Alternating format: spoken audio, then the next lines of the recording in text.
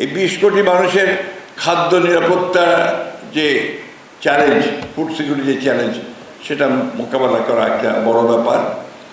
এবং আমরা একই সঙ্গে আবার এই কৃষিতে উদ্বৃত্ত সৃষ্টি করে তার থেকে আপনার বাইরে থেকে কিছু অর্থ উপার্জনের ব্যাপারটা এর মধ্যে রয়েছে। আজকে যারা এখানে নবীন শিক্ষার্থী যারা ভর্তি হয়েছেন, তারা আজকে এখানে কৃষির উপরে পড়াশোনা করবেন। আমি দেখেছি কৃষির উপর যারা পড়াশোনা করেন তারা অনেকেই কিন্তু কৃষি লাইনে থাকেন না, বিসিএস দেন, বিসিএস দিয়ে আপনার চলে যান, কেউ আপনার পুলিশ অফিসার হন, কেউ ডিসি হন, অনেকে আপনার অন্যান্য লাইনেও চলে যান। তো এটাই স্বাভাবিক, কারণ সেই জবগুলো অনেক বেশি আপনার আকর্ষণীয়। তবে আমার কাছে একটা জিনিস মনে হয়, যেটা সবসময় মনে করি, যে কৃষিতে যারা কাজ করেন, সেটা শিক্ষার্থী হোক, শিক্ষক হোক, অথবা আপনার মাঠে যারা কৃষি কাজ করছেন তারা, অথবা যারা ডিসেমিনেট করছেন টেকনোলজিটাকে তারা, এরা আমার কাছে মনে হয় যে বাংলাদেশের সর্বশ্রেষ্ঠ মানুষ তারাই। এই জন্য মনে হয় যে আমি আমার অভিজ্ঞতা থেকে দেখেছি, আমি দীর্ঘ অনেক বয়স হয়েছে, অভিজ্ঞতা দেখেছি এই মানুষগুলোর বেশিরভাগই হচ্ছে আপনার খুব আন্তরিক। তাদের গায়ে একটা আপনার এই মাটির গন্ধ আছে, এটা সবসময় পাওয়া যায়, এবং তার মাটিটাকে ভালোবাসে। আমার এই জিনিসটা আমি সবসময় বলতে চাই যে আন্তরিক, দেশপ্রেম, এবং তারা সত্যিকার অর্থে কাজ করেন। আজকে এখানে অনেকে আছেন সামনে, যাদের আমি চিনি অনেকদিন ধরেই, যখন কৃষি মন্ত্রণালয়ে কাজ করেছি সেই সময় দেখেছি, এখানেও দেখেছি, আমার বিভিন্ন জায়গায় যাওয়ার সুযোগ হয়েছে। আমি দেখেছি যে যারা প্রায় এই কৃষিতে কাজ করেন তারা সবচেয়ে বেশি দেশটাকে ভালোবাসেন, দেশের জন্য কাজ করেন। আজকে চ্যালেঞ্জ অনেক বড়, আমি শিক্ষার্থীদের উদ্দেশ্যে বলছি। এই চ্যালেঞ্জটা হচ্ছে যে বাংলাদেশের জন্য আরও বেশি, যে আমরা দীর্ঘ 15 বছর, লাস্ট 15 ইয়ার্স, আমাদের ইকোনমিটা একদম র্যাভিশ, ধ্বংসপ্রাপ্ত হয়েছে, একেবারে ভেঙে দিয়েছে, চুরমার করে দিয়েছে। এখন এটাকে নতুন করে গড়ে তোলার খুব বড় চ্যালেঞ্জে, এবং আজকে যারা শিক্ষার্থী তাদের সামনে ভবিষ্যৎটাও খুব বড় চ্যালেঞ্জের। কারণ এখানে চতুর্দিকে একটা অনিয়ম, চতুর্দিকে একটা অস্থিতিশীলতা, সবগুলো ইনস্টিটিউশনকে ভেঙে ফেলা হয়েছে, এগুলোকে আবার রিবিল্ড করতে হচ্ছে। এই রিবিল্ড করাটা কিন্তু সোজা কথা নয়। এটা করার জন্যে যে পরিমাণ দৃঢ়তা দরকার, যে পরিমাণ সাহস দরকার, যে পরিমাণ প্রজ্ঞা দরকার, ভিশন দরকার, সেটা আমাদের নেতার আছে বলে আমরা মনে করি। আমাদের তারেক রহমান সাহেবের সেই ভিশন আছে, এবং যেই জন্যই তিনি প্রথমে বিদেশ থেকে যখন নির্বাসনের পরে ফিরে আসলেন, এসে কিন্তু তিনি নেমেই একটা কথা বলেছেন, যে কথাটা হচ্ছে কি, আই হ্যাভ এ প্ল্যান। এই প্ল্যান কথাটার অর্থটা, আমার একটা পরিকল্পনা আছে, সেই পরিকল্পনা হচ্ছে রাষ্ট্রটাকে তৈরি করবার, রিবিল্ড করবার, মেরামত করবার, এবং তাকে আবার উঁচু জায়গায় নিয়ে যাওয়া।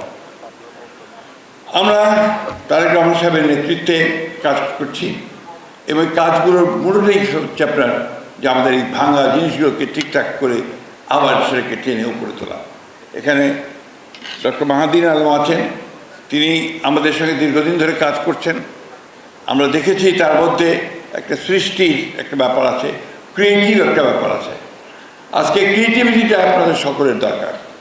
আমি মনে করি যে আপনারা এই ক্রিয়েটিভিটি থেকেই বাংলাদেশকে নতুন করে গড়ে তুলতে পারবেন। আগে আমরা যেভাবে চিন্তা করতাম, আমরা যারা বয়স্ক মানুষ, আমিও শিক্ষকতা করেছি দীর্ঘদিন ধরে, আমরা যে জিনিসগুলো পড়াতাম বা পড়তাম তার থেকে এখন কিন্তু অনেক পরিবর্তন হয়েছে, টেকনোলজির পরিবর্তন হচ্ছে, নতুন নতুন চিন্তাভাবনা, জ্ঞানের পরিবর্তন এসছে। এগুলোকে রপ্ত করে সামনের দিকে এগিয়ে নিয়ে যাওয়া। আজকে যারা এখানে এসছেন শিক্ষার্থীরা, তাদের সামনে আরেকটা চ্যালেঞ্জ আছে, তাদের নিজেদের জীবনের জীবিকাকে ঠিক করা, অর্থাৎ কর্মসংস্থান সৃষ্টি করা। বাংলাদেশে এখন প্রায় 4 কোটি, না প্রায় 4 কোটি শিক্ষিত বেকার যুবক। একটা পদের জন্যে, বরং গ্র্যাজুয়েশনের জন্য ধরেন একটা দরকার, একটা পদের জন্য সেখানে প্রায় 5 লাখ 6 লাখ একটা পদের জন্য দরখাস্ত আসে। আমরা একটা নতুন বিশ্ববিদ্যালয় করতে যাচ্ছি ঠাকুরগাঁতে। এর জন্য আপনার প্রাথমিকভাবে যে ছোট ছোট আপনার ওই অফিস সহকারী বা এই ধরনের পদগুলোর জন্য দরকার, যখন বিজ্ঞাপন দেওয়া হয়েছে হাজার হাজার দরখাস্ত আসছে সেখানে। এই যে আনএমপ্লয়মেন্ট, এই আনএমপ্লয়মেন্টকে তো আমরা রাতারাতি মুহূর্তের মধ্যে শেষ করা যাবে না। এটার জন্য আমাদেরকে নতুন করে কাজ করতে হবে। যে কারণে আমাদের নেতা জনাব তারেক রহমান সাহেব তিনি আজকে সম্পূর্ণ নতুন চিন্তা ভাবনা করছেন। তিনি চিন্তা ভাবছেন যে গোটা অর্থনীতিকে কিভাবে সাজানো যায় যাতে করে সবচেয়ে বেশি কর্মসংস্থানের সৃষ্টি হয়।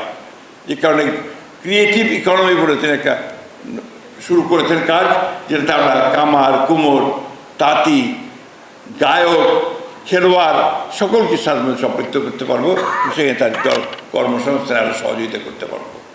আমরা একই সঙ্গে যেন আমরা স্কিল ট্রেনিং দিয়ে, কারিগরি শিক্ষার আরও বেশি করে দিয়ে, টেকনিক্যাল ট্রেনিং দিয়ে আমরা যেন আমাদের ছেলেমেয়েদেরকে বিদেশে পাঠাতে পারি কাজের জন্য, সেই চেষ্টাটা আমাদের শুরু হয়েছে ইতিমধ্যে। এগুলো করা হচ্ছে যে এখন যে অবস্থা, তাতে করে শুধু BA-MA পাস করলে কিন্তু আপনার কোনো কাজ হবে না। আজকে যারা শিক্ষার্থী যারা এগ্রিকালচারে পাস করবেন, সবাই যে আপনার এগ্রিকালচার ডিপার্টমেন্টে কাজ পাবেন বা এগ্রিকালচার রিলেটেড ডিপার্টমেন্টে কাজ পাবেন তা কিন্তু পাবেন না। আপনাদেরকে ইতিমধ্যে আমি জানি অনেকেই এগ্রিকালচার রিলেটেড, অ্যাগ্রো রিলেটেড বিজনেসে অনেক ভালো করেছেন, যেটা এখন খুব বেশি প্রয়োজন বলে আমার কাছে মনে হয়। আমি আপনার অ্যাগ্রো বেসড যে সমস্ত ইন্ডাস্ট্রি এগুলোর দিকে আপনার যোগ দেওয়া হয়েছে এবং ইতিমধ্যেই উত্তরাঞ্চলকে এবং দক্ষিণাঞ্চলকে ঘোষণা করা হয়েছে এটাকে এগ্রিকালচার হাব তৈরি করা হবে, অর্থাৎ সেখানে ইন্ডাস্ট্রিগুলোকে তৈরি করা হবে। আমি এই কথাগুলো এই জন্য বলছি আপনাদের যে এগুলো সম্পর্কে আমাদের ধারণা নিতে হবে। মাত্র 5 মাস হয়েছে এই সরকারের, ইতিমধ্যেই বিভিন্ন রকম কথাবার্তা সমস্যা হচ্ছে, এগুলো থাকবে। রাজনীতি মানেই তো আপনার কথা হবে। আর বাংলাদেশের আমরা আমাদের চারিত্রিক বৈশিষ্ট্যতে অনেক অনেক বেশি কথা বলি, ওইগুলোর থেকে নিয়েই কিন্তু আমাদেরকে সামনের দিকে এগোতে হবে। এই সামনের দিকে এগিয়ে যাওয়াটা কঠিন কাজ নয়, যদিও মনে হয় কিন্তু কঠিন কাজ নয়। বিশেষ করে এবার আমাদের যে জেনজি যারা যারা তরুণ শিক্ষার্থী, তারা যে একটা অসাধারণ কাজ করতে পেরেছে, যে একটা জগদ্দল পাথর ফ্যাসিস্ট হাসিনাকে তারা তাদের আন্দোলনের মধ্য দিয়ে সরাতে পেরেছে, এটা তাদেরকে আমি সেই জন্যে আন্তরিকভাবে ধন্যবাদ জানাই, কৃতজ্ঞতা জানাই। একই সঙ্গে যারা শহীদ হয়েছে তাদের প্রতি আমার শ্রদ্ধা জানাই। 17 বছর ধরে আমরা এই আন্দোলন করেছি। আমি নিজে এই আন্দোলনের শরিক ছিলাম সবসময়। মাহাজেরন ছিল, আমাদের গুম হয়েছে আনিসুর, আমাদের তুলি সে দীর্ঘ আন্দোলন করেছে সেই গুম হয়ে যাওয়া পরিবারগুলোকে সঙ্গে নিয়ে। অনেক কষ্ট, অনেক ত্যাগ তিতিক্ষা গেছে। এখন একটা সুযোগ এসছে, আমি যেটাকে সবসময় বলি একটা অপরচুনিটি এসছে। এই সুযোগটাকে আমরা নেই, এটাকে আমরা যেন হেলায় নষ্ট না করি, এটাকে যেন আবার একটা অন্ধকারের মধ্যে ঠেলে না দিই, বরঞ্চ আলোর দিকে ঠেলে নিয়ে যাই। আমরা সবাই কাজ করে আমাদের কাজগুলোর সামনের দিকে এগিয়ে যেতে পারি। আমি এটুকু আপনাদের কথা দিতে পারি যে আমি যে জায়গায় আছি সেই জায়গা থেকে শুধু শেরেবাংলা বিশ্ববিদ্যালয় নয়, কৃষি বিশ্ববিদ্যালয় নয়, সমগ্র দেশকে এগিয়ে নিয়ে যাওয়ার জন্য আমরা আমাদের আন্তরিকতার অভাব রাখবো না, আমরা আমাদের কাজ করব। শেরেবাংলা বিশ্ববিদ্যালয়ের যে সমস্যাগুলোর কথা শুনেছি, যে আপনাদের ছাত্রী হোস্টেল, ছেলেদের হোস্টেল, এই দুটো খুব জরুরি দরকার।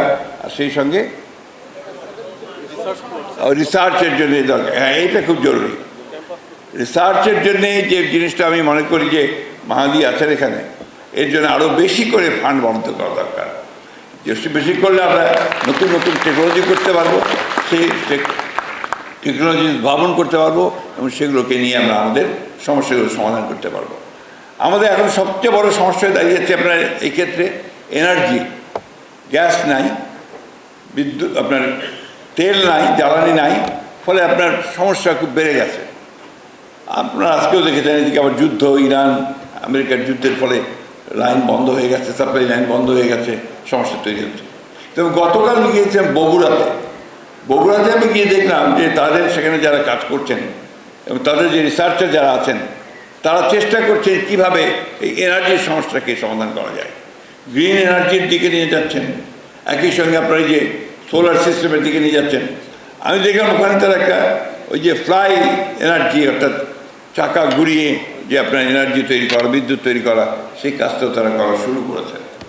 এই সবগুলো আমাদেরকে মাঠে নিয়ে যেতে হবে, মাঠে নিয়ে গিয়ে কৃষকদের সঙ্গে এবং একই সঙ্গে যারা আপনার শিল্প প্রতিষ্ঠান করছেন সেই সব জায়গায় গিয়ে নিয়ে আমাদেরকে তাদেরকে উপকারটা পাওয়াতে হবে। আমাদের আজকে যে শিক্ষার্থী এখানে এসছে, এরা কিন্তু সবচেয়ে প্রিভিলেজ। তোমরা কেন প্রিভিলেজ? যে হাজার হাজার ছেলেমেয়েদের পরীক্ষা দিয়ে তার মধ্যে মাত্র তোমরা লক্ষ ছেলের পরীক্ষা দিয়ে মাত্র কিছু তোমরা মেধা দিয়ে সিলেক্টেড হয়েছো, তাই না? তো তোমাদের উপরে কিন্তু একটা জাতির দায়িত্ব আছে। তোমাদের জন্য জাতি অনেক ব্যয় করছে। এখন তোমাদের যে শুরু হবে এর পুরো ব্যয়টা কিন্তু সরকার বহন করবে, অর্থাৎ জাতি বহন করবে। এটাকে তোমাদেরকে মূল্য দিতে হবে। ওই যে মাঠের মধ্যে কৃষক রক্ত পানি করে আপনার ফসল ফলায়, শ্রমিক যে আপনার আমাদের উৎপাদন করে, অথবা গার্মেন্টসে যারা কাজ করে মেয়েরা, তাদের সকলের যে আয়, সে আয়ের একটা অংশ হিসেবে কিন্তু তোমাদের এই লেখাপড়াটা আসছে, খরচটা আসছে, বিশ্ববিদ্যালয় চলছে, বিল্ডিং হচ্ছে, হস্টেল হচ্ছে, তাই না?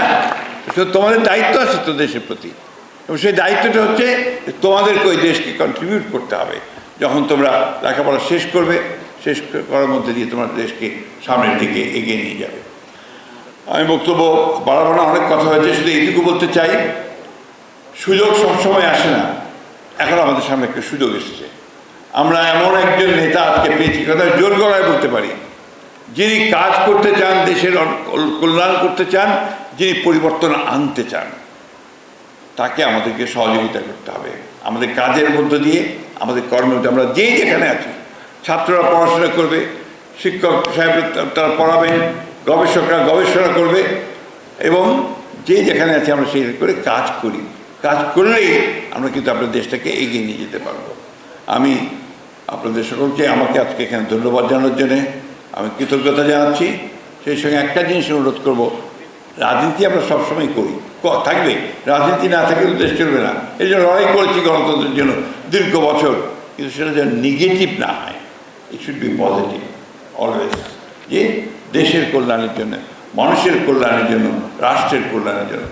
আমাদের এই ছেলেমেয়েরা যখন পাশ করে ঘুরে বেড়ায়, আমাদের কাছে প্রায় আসে, এসে স্যার চাকরি চাই।